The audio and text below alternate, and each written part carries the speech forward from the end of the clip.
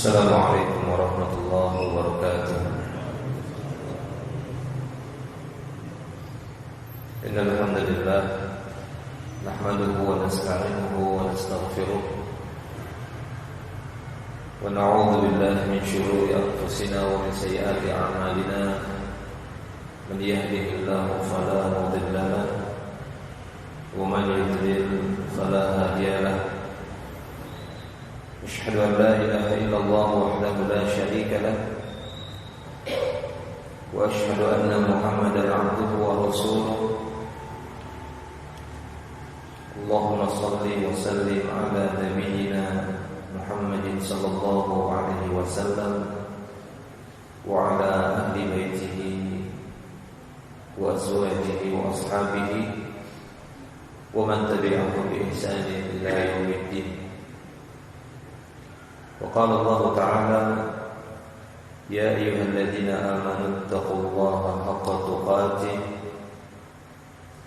ولا تموتن إلا وأنتم مسلمون. أما بعد، فيا أيها الجماعة رحمني ورحمكم الله جميعا. Alhamdulillah, kita bersyukur kepada Allah Subhanahu wa taala atas segala limpahan karunia dan nikmat-Nya. Pada pagi hari yang berbahagia ini kita dipertemukan kembali oleh Allah Subhanahu wa taala, berkumpul di majelis ilmu yang mulia ini untuk beristifadah dengan materi kajian yang disebutkan di dalamnya, dan mudah-mudahan Allah Subhanahu wa taala melimpahkan kepada kita semua ilmu yang bermanfaat, diberikan keberkahan serta sakinah dan rahmat-Nya.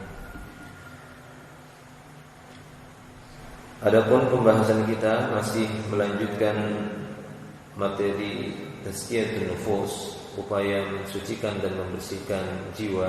Namun buku yang kita pakai tidak kepada buku tazkiyatun nufus yang sebelumnya karena sudah selesai, alhamdulillah, yang disusun oleh Dr. Ahmad Farid. Itu sudah selesai kita bahas. Maka kita beranjak kepada kitab yang lainnya, yang mana materi yang ada di dalamnya juga masih berkaitan dengan tazkiyatun nafs. Ini upaya untuk membersihkan dan mensucikan jiwa. Saya mengambil sebuah kitab yang tidak terlalu panjang, kurang lebih ada 70 halaman, yang disusun oleh Syekh Salim bin Id al-Hilali, Syekh Abu Usama Salim bin Id al-Hilali, cetakan Darul Ibn Qayyim, yakni Damam, Mamlakah Arabiyah Saudiyah,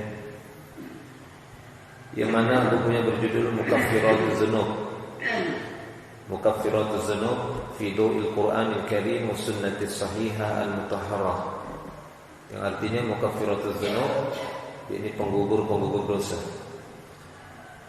ya, pembersih dosa.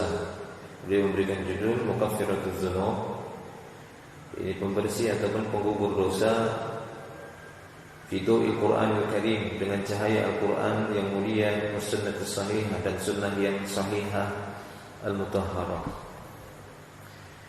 Dan di sini beliau menyebutkan di antara dalil yang mendorong beliau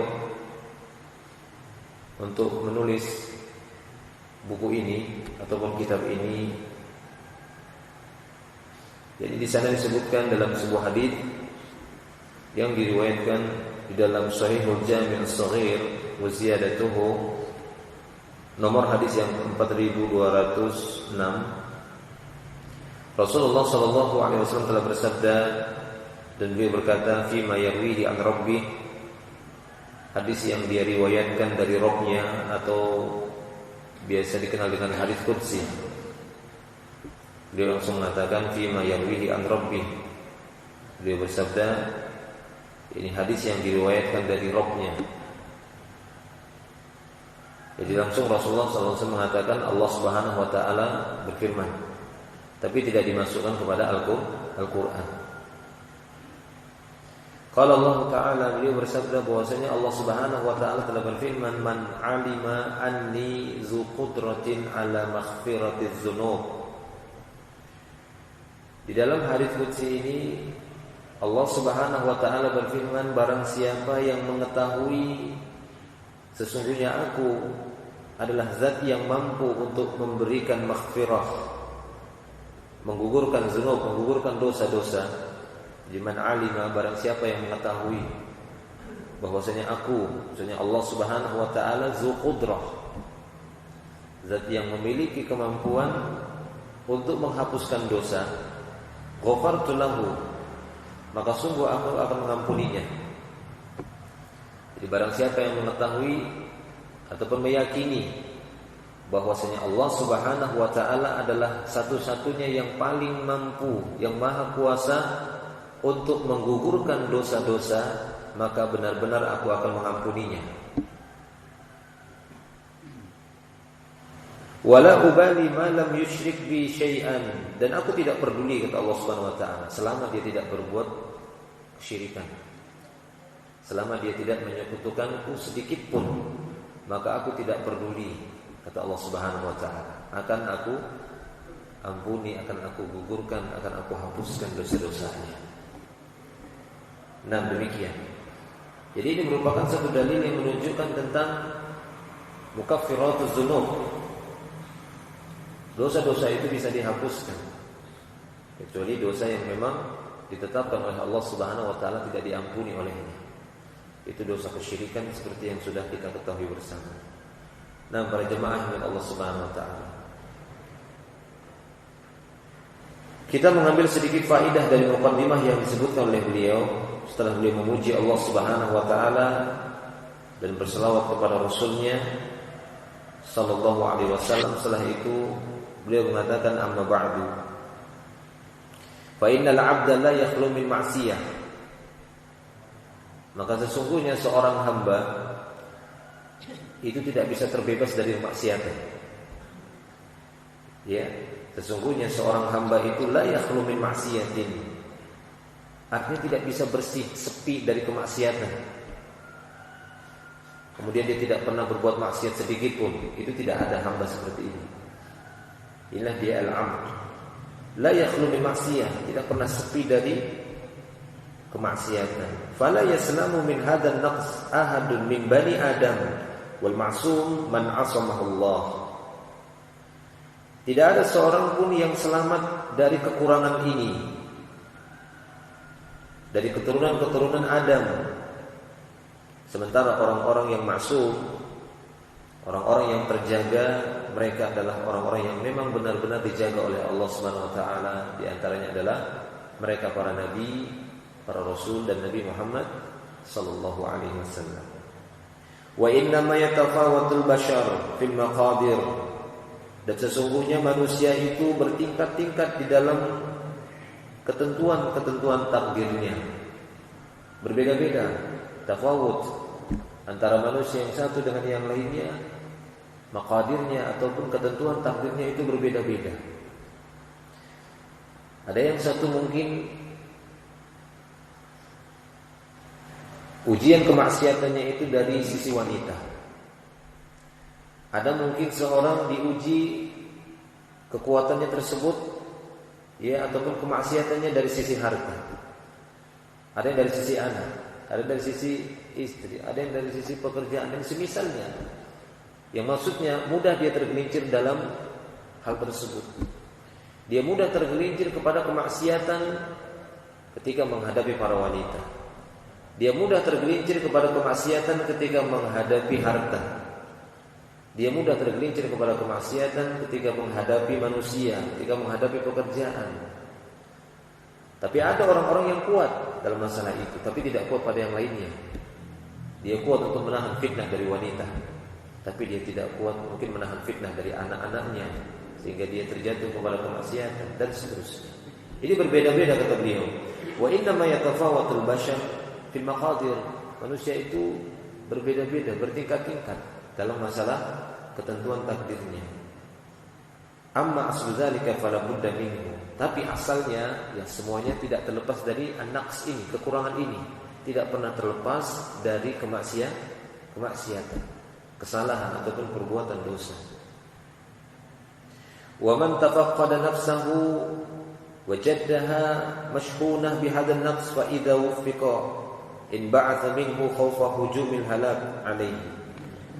Maka barang siapa yang berusaha untuk menjaga dirinya, kemudian berusaha untuk menghindarkan dirinya dari kekurangan-kekurangan ini, maka sungguh dia adalah orang yang telah diberikan taufik oleh Allah Subhanahu wa taala dikarenakan rasa khawatirnya terjatuh kepada kebinasaan. Nah, berkaitan dengan mukaffiratuz dzunub, sana disebutkan dalam sebuah ayat Allah Subhanahu wa taala berfirman dalam surah Az-Zumar ayat yang ke-53. Qul ya ibadiyalladzina asrafu ala anfusihim. Katakan ya Muhammad, ya ibadiyalladzina asrafu ala anfusihim. Wahai hamba-hambaku yang telah berbuat melampaui batas terhadap diri mereka, la taqnatu min rahmatillah. Janganlah kalian berputus asa dari rahmat Allah Subhanahu wa taala. Innallaha yaghfiruz dzunuba jami'an. Innallaha yaghfiruz dzunuba jami'an.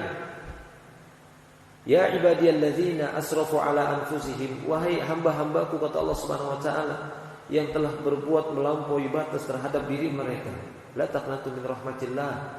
Janganlah kalian putus asa dari rahmat Allah Subhanahu wa taala. Innallaha yaghfirudz dzunuba jami'an.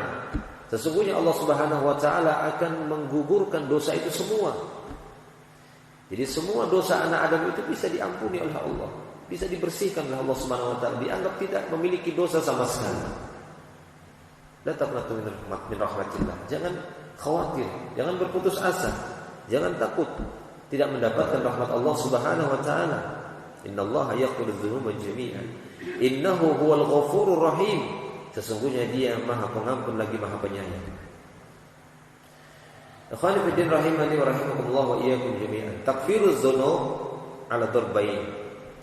Maksud takfiruz dzunub di sini ya, terhapusnya dosa-dosa ataupun digugurkannya dosa-dosa ini ada dengan dua pemahaman terbaik kata beliau.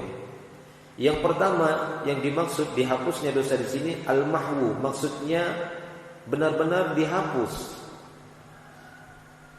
Ya, dosa yang dilakukan oleh seorang hamba tersebut benar-benar al-mahwu, dihapus. Takfir itu kan takfir dzunub, maksudnya digugurkan.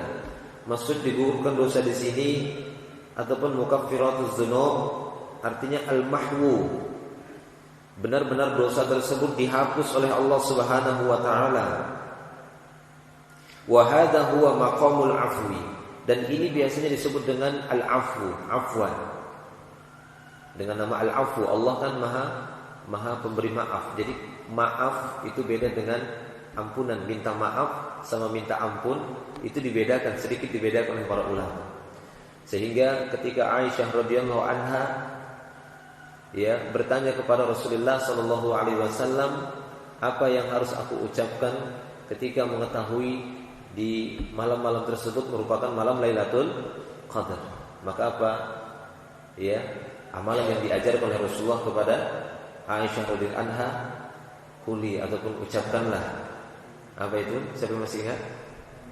Allahumma innaka afuwun tuhibbul afwa. Allahumma innaka afuwun tuhibbul afwa. Ya Allah, sesungguhnya Engkau zat yang Maha Pemaaf, maafkan ya Allah. Ya, maafkan. Nah, maaf ini maksudnya adalah al-mahwu. Maksudnya minta dihapus. Tidak ada lagi catatannya, dihapus.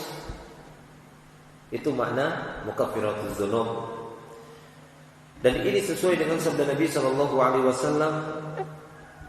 Di dalam sebuah hadis Nabi sallallahu alaihi wasallam bersabda, "Wa atbi as-sayyi'atal hasanah tamhuha wa atbi as-sayyi'ah al-hasanah." Ikutilah perbuatan sayyi'ah dengan perbuatan hasanah.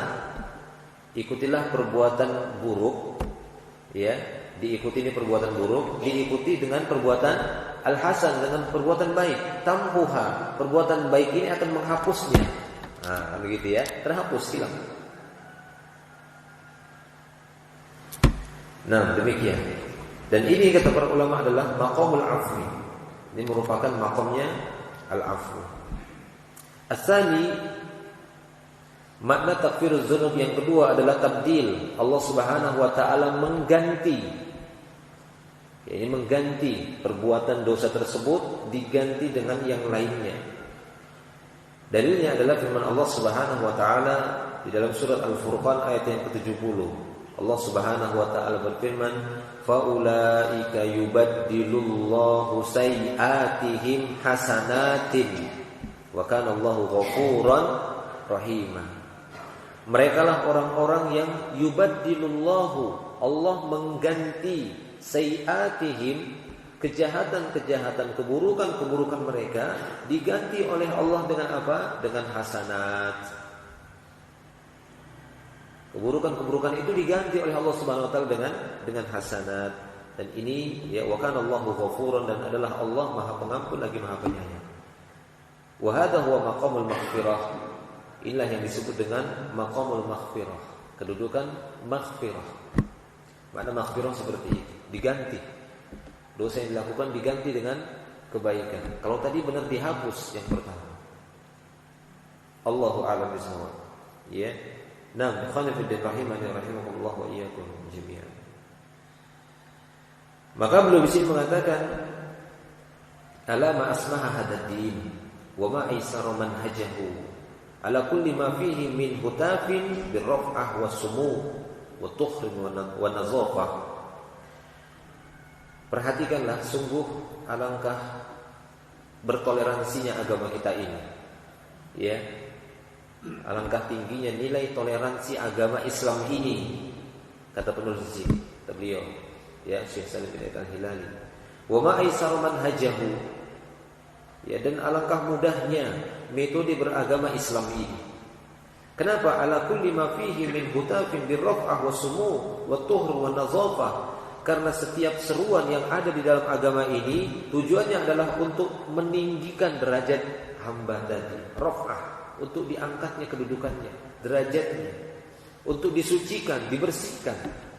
Jadi maksudnya tidaklah Allah Subhanahu wa taala, atau tidaklah di dalam Islam ini kita dapati seruan-seruan, kita diajak begini, diajak seperti itu, diajak dan yang lainnya, dilarang ini, dilarang itu.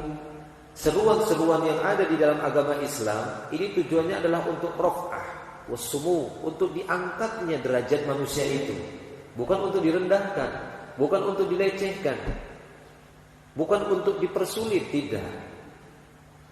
Bahkan tidak ada sesuatu pun yang kita dapati sulit di dalam agama Islam. Adakah yang sulit dalam agama Islam? Tidak ada. Yang membuat sulit itu adalah hawa nafsu manusia itu sendiri. Yang membuat sulit agama tersebut karena mengikuti langkah-langkah syaitan, sehingga agama ini terlihat sulit, padahal tidak ada yang sulit. Ya, sampai beliau mengatakan alangkah ya ma'asmah hadaddin. Ya, alangkah bertoleransinya agama ini. Tidak didapati kesulitan, bahkan kita dapati aisar manhaj. Semudah-mudah manhaj beragama itu hanyalah ada di dalam agama Islam. Enggak ada. Selain dari agama Islam ini yang kita dapati metode beragama, cara beragamanya semudah di dalam Islam. Mudah sekali. Dan Allah Subhanahu wa taala ketika memberikan takalif wal hudud wal awamir wal zawajir allati ghayatuha insya'un nufusin wa zakiyatin tahirah, dan bentuk-bentuk takalif, ya, taklif, beban-beban syariat yang didapati, hudud ataupun hukum-hukum yang berkaitan dengan hudud, wal awamir, perintah-perintah, zawajir, larangan-larangan keras, ghayatuha, tujuan utamanya kata beliau insya'an nufus, untuk menghidupkan jiwa, supaya jiwa manusia itu hidup, ya, tidak mati, tidak tenggelam, ditenggelamkan oleh hawa nafsu ataupun oleh langkah-langkah syaitan.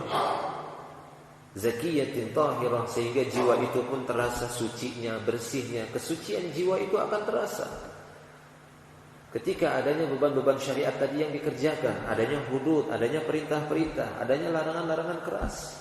Itu tujuannya adalah untuk menghidupkan nafsnya manusia, jiwanya manusia, untuk mensucikan dan membersihkannya. Allah Subhanahu wa taala berfirman di dalam surah Al-Baqarah ayat yang ke-21, "Ya ayuhan nas, u'budu rabbakumul ladzi khalaqakum." Wahai manusia, beribadahlah kepada Rabb kalian, sembahlah Rabb kalian. Sembahlah Rabb kalian yang telah menciptakan kalian, walladzina min qablikum la'allakum tattaqun, dan yang telah menciptakan orang-orang sebelum kalian agar kalian bertakwa. Lihat, Allah Subhanahu wa taala memanggil manusia untuk nyembah Allah. Tujuannya apa? Tujuannya untuk mengangkat derajat mereka, karena tidak ada yang lebih tinggi derajatnya daripada derajat ketakwaan. Itulah merupakan bekal setiap hamba. Zadut taqwa, bekal terbaik adalah khairuz zad at-taqwa. Sebaik-baik bekal adalah ketakwaan. Allah panggil mereka, Allah perintahkan, Allah bebani mereka untuk ibadah. Ya ayuhan nas, u'budu rabbakumul ladzi khalaqakum walladzina min qablikum la'allakum tattaqun. Ini secara umum, di sana kita dapat juga ada secara tersendiri satu amal dengan amal yang lainnya, tapi ini umum berbentuk ibadah. Ataupun seperti ketetapan Allah Subhanahu wa taala untuk berpuasa, untuk berjihad, untuk bersedekah, untuk berzakat, maka di sana akan disebutkan faedah dan manfaatnya adalah untuk kemaslahatan si hamba itu sendiri. Baik, ikhwan fillah rahimani wa rahimakumullah. Demikian beberapa muqaddimah yang bisa kita ambil faedahnya dari muqaddimah beliau ini. Kita masuk kepada pembahasan yang pertama. Di antara amalan yang bisa menggugurkan dosa-dosa seorang hamba adalah al-Islam. Beliau mengatakan al-Islam ini merupakan awal yang paling utama untuk menggugurkan dosa adalah seorang masuk ke dalam Islam. Dukhul Islam, masuk ke dalam Islam. Al-asas al-maqbul indallahi subhanahu wa ta'ala huwal Islam. Asas ataupun pondasi yang pertama sekali yang paling diterima oleh Allah, yang paling diterima di sisi Allah Subhanahu wa taala, huwal Islam, yaitu Islam ini. Li'annahu ra'sul amri, karena sesungguhnya Islam merupakan modal. Ra'sul amr, ra'sul mal itu modal usaha. Ra'sul amr maksudnya modal, merupakan modal segala kehidupan, segala urusan, modalnya itu adalah Islam. Ketika seorang sudah memiliki Islam, maka dia akan dapati solusi-solusi dari berbagai macam permasalahan. Ketika itu tidak ada pada seseorang, maka dia pun tidak akan mendapatkan solusi yang terbaik dalam kehidupannya.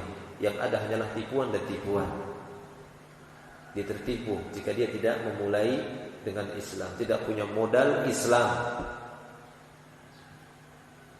Nah, li'annahu ra'sul amr. Faman salaka tariqan khairahu fahuwa minal halikin. Barang siapa yang menempuh jalan selain dari jalan Islam, maka dia termasuk orang-orang yang akan binasa. Dan ini wajib diyakini oleh orang-orang yang telah memeluk Islam. Jangan katakan udah, yang lain juga agama sama-sama mau masuk surga, kan begitu ya? Tidak. Bagi siapapun yang telah memeluk agama Islam, wajib dia meyakini bahwasanya tidak ada jalan yang diberikan oleh Allah Subhanahu wa taala untuk memasuki surganya kecuali melalui jalan Islam. Ini wajib dipatri, dilas dalam hati ini. Tidak boleh keluar lagi, tidak boleh lekang. Adapun selain itu bukanlah jalan menuju surga Allah Subhanahu wa taala. Kenapa demikian? Karena Allah Subhanahu wa taala berfirman dalam surat Ali Imran ayat 19. Allah taala berfirman, "Innad din 'indallah al-Islam." Sesungguhnya din, agama yang banyak. Dalam kehidupan manusia tersebar banyak din, tapi mana din yang indallah? Inda itu kan menunjukkan makna di sisi dekat. Yang paling yang paling diterima di sisi Allah Subhanahu wa taala, din itu adalah dinul Islam ini. Agama Islam yang diturunkan oleh Allah Subhanahu wa taala. Dalam surat Ali Imran ayat yang ke-85 di sana Allah Subhanahu wa taala juga berfirman, "Wa may yattaghi ghairal islami dinan." Barang siapa yang masih mencari-cari agama selain Islam. Yabtaghi, ya, ibtigha'id-din ghairul Islam. Dia masih mengharap-harapkan kebaikan dari selain agama Islam. Fala yuqbala minhu, maka tidak akan pernah diterima kata Allah Subhanahu wa taala. Tidak akan pernah diterima. Kalau ada seorang masih mencari-cari selain Islam, mencari-cari kebaikan selain Islam, tidak akan ditemukan. Hanya ada pada agama Islam itu sendiri. Bukan ingin membenarkan diri kita, karena diri kita bukanlah orang yang paling benar, tapi kita ingin membenarkan apa yang benar-benar turun dari Allah Subhanahu wa taala. Kita mengatakan bahwasanya Islam itu agama yang paling benar, bukan ingin menyombongkan diri, karena diri ini tak pantas untuk disombongkan. Kita kan sudah sebutkan bagaimana manusia itu tidak terlepas dari kesalahan ataupun kemaksiatan. Itu sulit. Akan tapi yang ingin kita tinggikan di sini adalah nilai-nilai Islamnya, karena meninggikan Islam tersebut, ya, sama saja dengan meninggikan dan memuliakan Allah Subhanahu wa taala yang menurunkan agama tersebut. Karena terkadang ada orang-orang yang mengatakan kalian mau menang sendiri, mau benar sendiri, mengatakan Islam yang paling benar. Apakah agama lain tidak benar? Kita katakan iya, agama yang lain tidak benar. Tapi bukan ingin mensucikan diri kita sendiri dan bukan ingin merekomendasikan bahwasanya kitalah yang pantas masuk surga. Tidak, hak memasukkan surga benar, itu adalah hak Allah Subhanahu wa taala. Kita hanya ingin meninggikan agama Allah Subhanahu wa taala, yang dengan ini Allah tinggikan kita. Yang dengan ini Allah Subhanahu wa taala akan memuliakan kita, memuliakan hambanya yang memuliakan agama Allah. Barang siapa yang memuliakan agama Allah, Allah Subhanahu wa taala akan memuliakan dia dan akan memasukkan dia ke dalam rahmatnya, ke dalam surganya. Itu yang kita harapkan. Nah, demikian akan fiddin rahimani wa rahimakumullah. Jadi jelas dalam surah Ali Imran ayat 85 ini, "Wa may yattaghi ghairal islami dinan fala yuqbala minhu."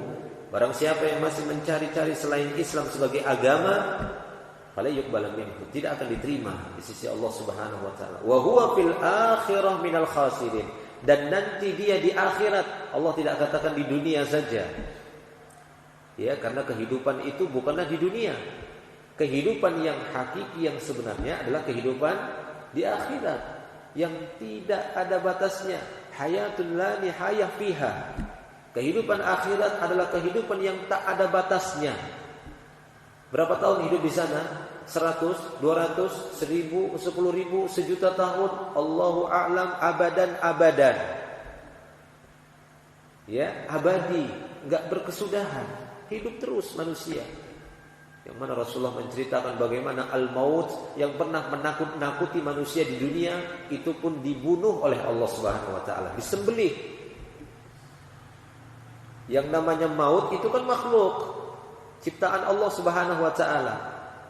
Kan Allah yang menciptakan khalaqal hayata, ya, wal mauta. Siapa yang menciptakan hidup dan mati? Allah Subhanahu wa taala. Itu makhluk ciptaan Allah Subhanahu wa taala. Adapun nanti yaumil akhir, Allah Subhanahu wa taala akan mendatangkan al-maut itu dalam bentuk seekor kabsh. Ya, dalam bentuk seekor kambing putih. Kemudian disembelih, dipanggil, wahai penduduk neraka. Yang mana penduduk neraka itu tidak ada lagi penduduk surga. Sudah dimasukkan semua ke dalam surga, yang masih tertinggal di neraka, tapi dia calon penduduk surga. Sudah dikeluarkan semuanya. Keluarkan yang masih ada keimanan walaupun seberat zarrah, seberat biji sawi, keluarkan, masukkan ke dalam surga. Ada sebuah sungai di depan pintu surga namanya Nahrul Hayat. Diceluplah mereka di situ sehingga mereka bagaikan biji yang pecah. Pernah lihat biji pecah kan gitu ya? Seperti itu, tumbuh bersih lagi, dimasukkan ke surga sehingga tidak tersisa lagi. Maka setelah itu Allah datangkan al-maut ini dalam bentuk seekor kambing. Dipanggil penduduk neraka, hai ahlun nar, sini lihat. Hai ahlu jannah, lihat ini. Kemudian disembelih. Maut itu mati. Ya, sehingga berteriaklah penduduk neraka waktu itu, berteriak-teriak. Kenapa mereka berteriak? Ya berputus asa, karena mereka hidup terus. Mereka mengharapkan agar mereka mati, berhenti dari azab-azab atau siksaan tersebut yang sangat menyakitkan dan memedihkan. Mereka berharap mati. Tapi ketika melihat kematian itu juga dimatikan, loh kapan kita matinya? Abadan. Penduduk surga bertambah sedihnya, bertambah mereka berteriaknya.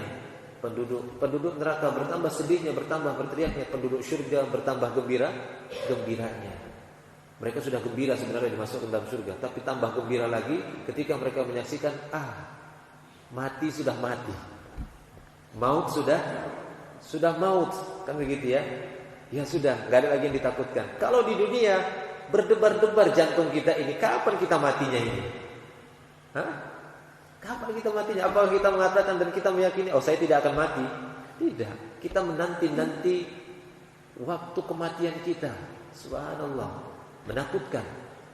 Dan apabila kematian itu sudah dekat, itu membuat sakrat, kan gitu ya, sekarat. Tapi itu tidak nanti penduduk surga. Iya. Makanya di sini Allah Subhanahu wa taala mengatakan, barang siapa yang masih mencari selain Islam, ya, dari agama, maka tidak akan pernah diterima. Wa huwa fil akhirah, Allah hanya mengatakan nanti di akhirat dia termasuk orang yang rugi.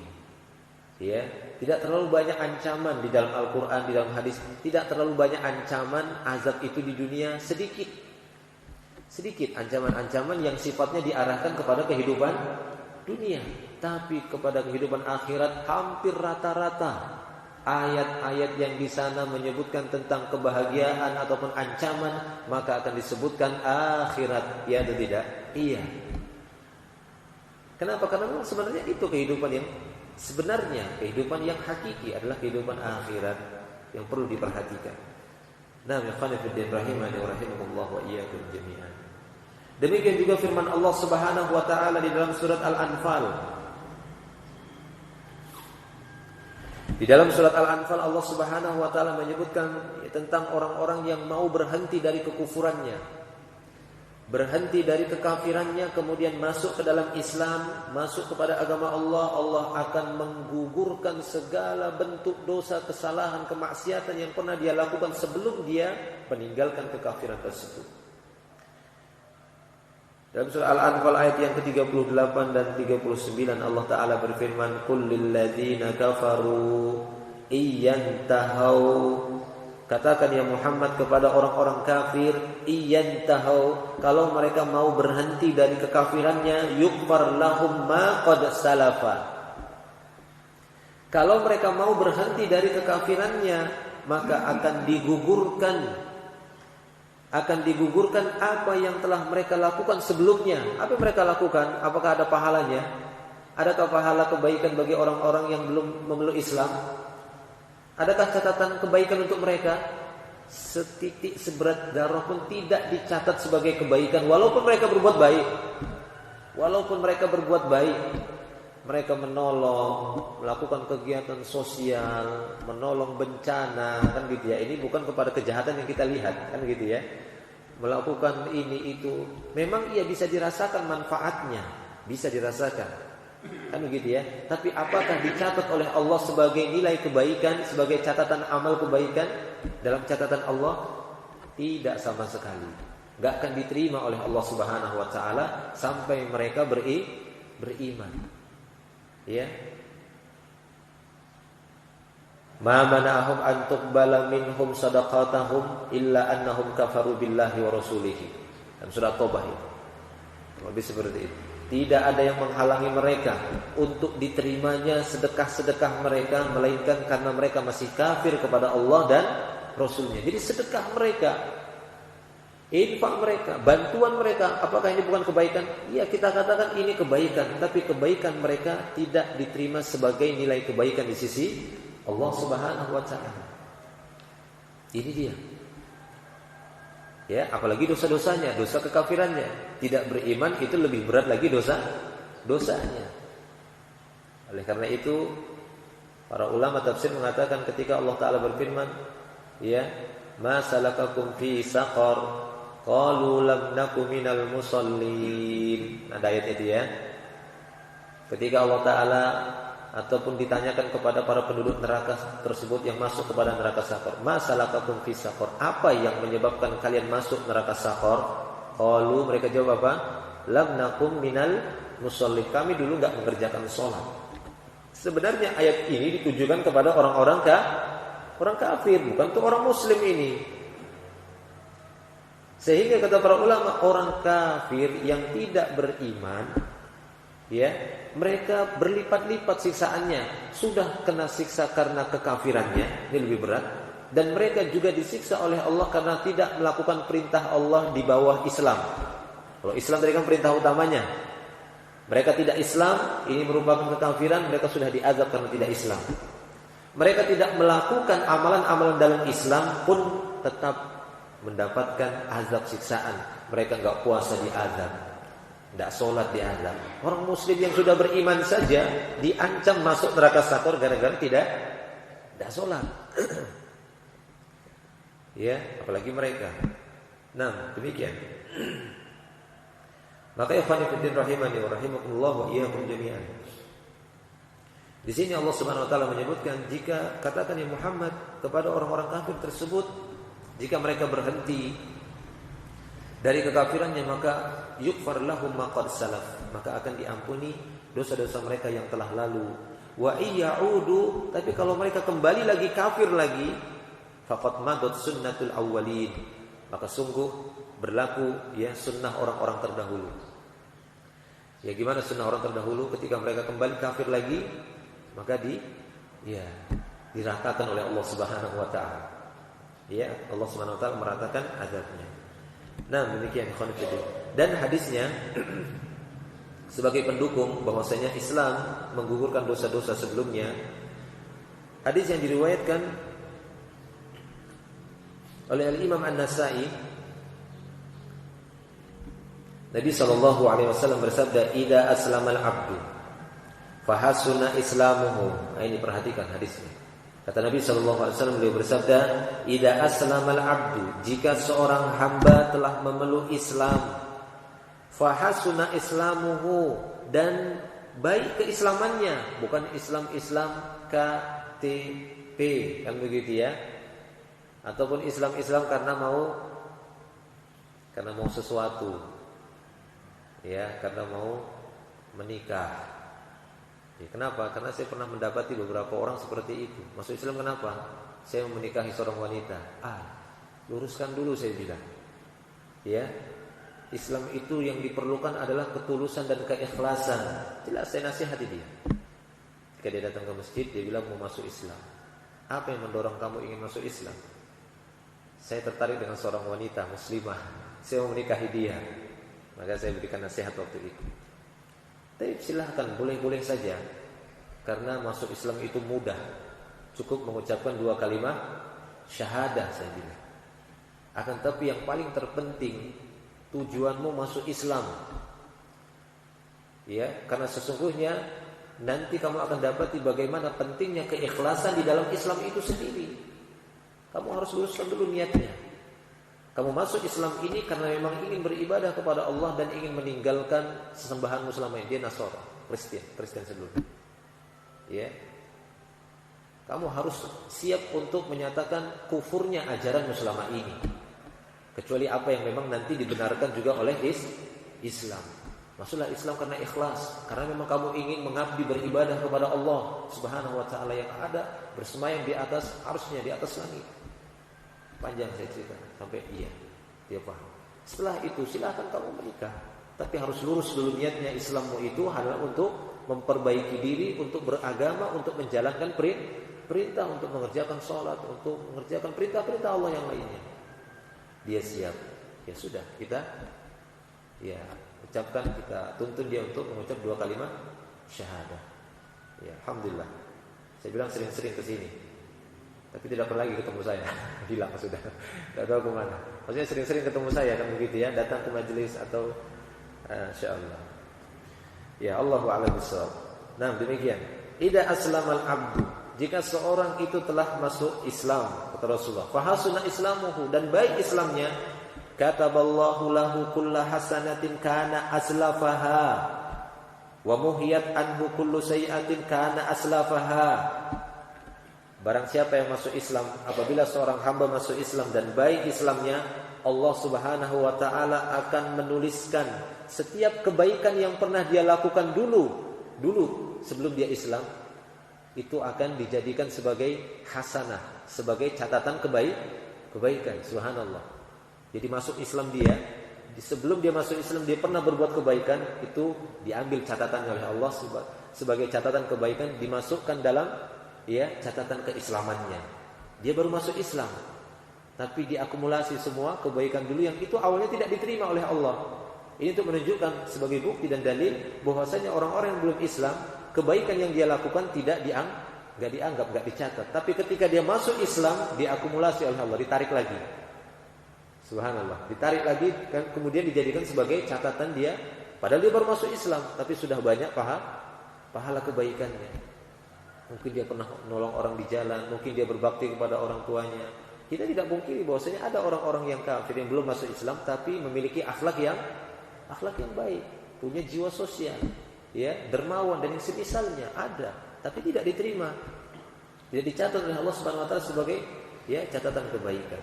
Nah, ini kata Rasulullah sallallahu alaihi wasallam, apabila seorang hamba masuk ke dalam Islam dan baik Islamnya, Allah akan tuliskan setiap kebaikan yang pernah berlalu, kebaikan yang pernah dia lakukan semasa kekufurannya, itu akan dicatat, kataballahu lahu kulla hasanatin kana aslafaha. Dan demikian juga wa muhiyat anhu kulla sayi'atin kana aslafaha.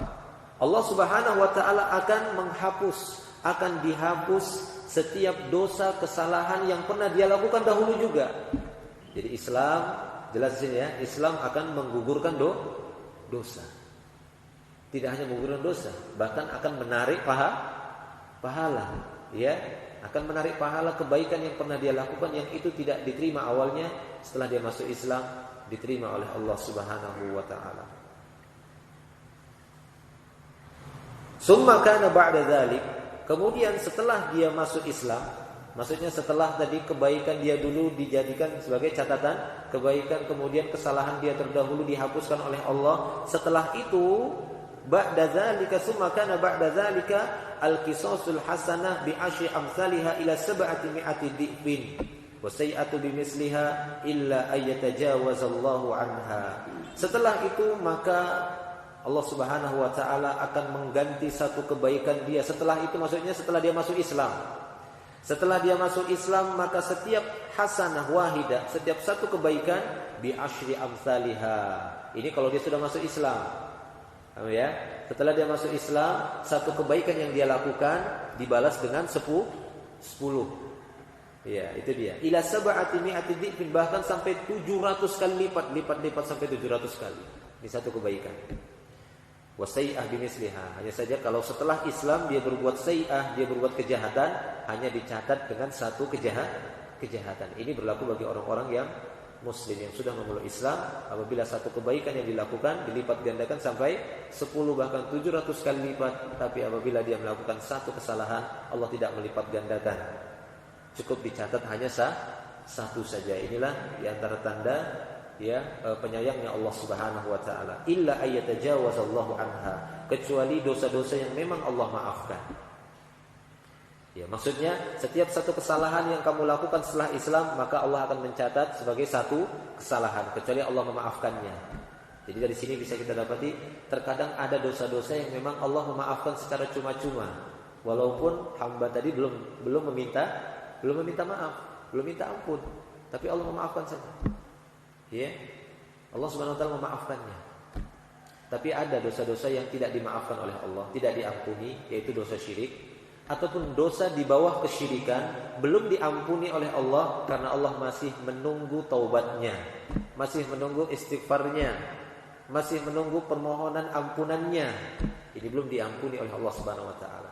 Dan apabila ini terus bertumpuk, inilah yang menyebabkan Allah ingin menguji dia dengan sebab dosa. Baik, khonifidin rahimani wa rahimakumullah wa iyyakum jami'an. Mungkin itu yang bisa kita sampaikan dalam pertemuan kali ini. Kita masih pada poin yang pertama, yaitu amalan yang bisa menggugurkan dosa, mukaffiratuz dzunub, yang bisa mensucikan jiwa adalah Islam. Pegangilah Islam dengan baik. Ini merupakan ra'sul amri. Dalam hadis juga Rasul mengatakan ra'sul amri al-Islam. Modal segala urusan, ra'sul amri ini pangkalnya urusan itu ada pada Islam. Barang siapa yang sudah memegangi Islam, maka insya Allah dia akan mendapatkan kebahagiaan di dalam Islam tersebut. Dia akan mendapatkan berbagai macam jalan keluar, solusi dan yang lainnya. Adapun orang-orang yang tidak memeluk Islam ataupun meninggalkan Islam, mereka adalah orang-orang yang merugi nantinya di akhirat. Islam akan menggugurkan dosa seseorang dan akan menjadikan amal-amal kebaikan yang dia lakukan sebelumnya menjadi bernilai di sisi Allah Subhanahu wa taala dengan sebab Islam tersebut. Bahkan di sana didukung juga dengan hadis yang mana Hakim bin Hizam, salah seorang sahabat, dia datang kepada Rasulullah sallallahu alaihi wasallam dan dia mengatakan, "Ya Rasulullah, dulu saya di masa jahiliyah, saya suka silaturahim, saya suka itaqah. Itaqah itu memerdekakan budak, sampai 100 budak saya merdekakan. Wassadaqah, saya juga dulu di masa jahiliyah sebelum memeluk Islam, saya suka sedekah. Bahkan dia pernah mensedekahkan 100 ekor unta." Ini Hakim bin Hizam. Dia tanya, "Itu gimana ya Rasulullah? Gimana amal-amal kebaikan saya?" Itu menunjukkan bahwasanya di masa jahiliyah masih ada orang baik, ataupun ada dahulunya orang-orang yang jahil, belum paham Islam, tapi dia punya akhlak yang baik. Hanya saja yang disayangkan, sudah memeluk Islam kok masih belum punya akhlak yang baik. Yang disayangkan kan seperti itu. Ya, tapi tidak kita pungkiri ada orang yang belum dapat Islam tapi punya akhlak yang baik. Sama seperti Hakim bin Hizam ini, dia tanya, "Ya Rasulullah, kuntu fil jahiliyah minal itaqah wassadaqah, ya, wasilaturrahim." Dulu saya di masa jahiliyah, saya suka silaturahim. Saya suka memerdekakan budak, itaqah. Saya suka sedekah, ya, mensedekahkan harta sampai 100 ekor unta pernah dia sedekahkan secara cuma-cuma. Itu gimana ya Rasulullah? Maka Rasulullah SAW mengatakan kepada Hakim bin Hizam, "Ya Hakim bin Hizam, aslamta alama aslafa laka minal khair." Wahai Hakim bin Hizam, engkau masuk Islam dengan membawa seluruh pahala kebaikan yang pernah kamu lakukan dulu, itu kamu bawa setelah kamu masuk Islam. Subhanallah. Ya, demikian ya khamifuddin rahimani wa rahimahullah. Bahkan dengan dalil ini para ulama mengatakan bahwasanya kenapa, apa hikmahnya anak-anak yang belum mencapai masa baligh, karena kan baligh sudah mulai dia taklif, dibebani dengan beban syariat. Tapi kenapa sebelum baligh dia harus diperintahkan sholat? Kenapa harus dipukul umur 10 tahun sudah baligh atau belum? Belum baligh. Kenapa harus dia dipukul ketika dia meninggalkan sholat? Dia kan belum baligh. Tapi kenapa Rasulullah memerintahkannya? Apa hikmahnya? Nah, sebagai orang tua antum harus dapat hikmah ini. Apa hikmahnya para orang tua diperintahkan oleh Islam untuk mengajarkan Islam kepada anak-anaknya sebelum baligh, diajarkan sholat. Ini tidak hanya sholat saja, ya puasa juga kan gitu ya. Tapi sholat merupakan sayyidul a'mal, itu kan sholat. Tapi sholat, ya puasa ataupun yang lainnya, amal-amal kebaikan itu sudah diperintahkan semenjak dia masih anak-anak sebelum baligh. Apa hikmahnya? Kok antum para orang tua memerintahkan anak? Kan bisa saja anda beralasan, ya ini kan belum mencapai baligh, kenapa harus diperintah? Biarkan saja mereka dulu seperti itu. Nanti kalau sudah baligh baru diperintahkan. Apa hikmahnya? Kalau dikaitkan dengan pembahasan ini, kira-kira ketangkep enggak? Apa hikmahnya? Para orang tua biasanya, kalau yang belum orang tua mungkin enggak tahu. Belum. Apa hikmahnya? Hikmahnya adalah tabungan. Ya, menabung pahala. Supaya nanti ketika dia masuk masa balighnya, dia mimpi ataupun wanita itu, anak wanita tadi haid, maka Allah Subhanahu wa taala akan menarik, mengakumulasi amal-amal soleh si anak tadi, itu langsung dijadikan sebagai nilai pahala, padahal dia baru saja awal start baligh. Kan belum ada amal di situ. Kan begitu ya? Belum ada amal. Dia belum ada tabungan, tapi ini akan dijadikan oleh Allah Subhanahu wa taala. Makanya semenjak kecil Rasulullah memerintahkan untuk anak itu belajar Al-Qur'an gitu ya, menghafal Al-Qur'an. Anak-anak di masa Rasulullah sallallahu alaihi wasallam diajarkan Al-Qur'an, dihafal, diajarkan doa-doa, diajarkan salat dan amal-amal yang lainnya, tapi dengan kadar kemampuan mereka. Apa tujuannya? Untuk tabungan pahala mereka. Supaya mereka nanti mencapai masa balighnya mereka sudah memiliki ini. Diambil oleh Allah Subhanahu wa taala. Itu ya disampaikan oleh para ulama ketika mereka menjelaskan tentang ya ini, tentang masalah Islam.